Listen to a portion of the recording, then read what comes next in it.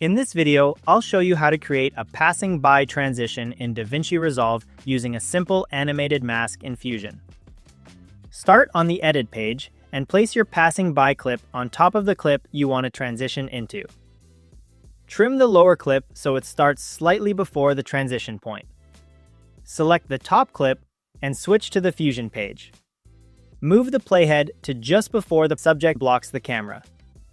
Press Shift and Space, search for Polygon, and add it. Connect the polygon to the blue mask input of the Media In node. If the image disappears, select the polygon and enable Invert.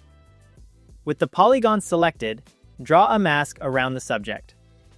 Move the playhead forward slightly to create keyframes, then reshape the mask as the subject moves across the frame. You do not need to adjust every frame. Just update the shape every few moments.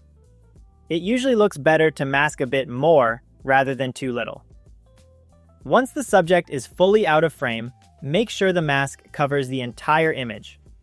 Then, soften the edge by increasing the soft edge value on the polygon node. Go back to the Edit page and line up the clip underneath. Play it back and adjust the timing or mask if needed. This creates a smooth passing by transition that blends naturally into the next shot.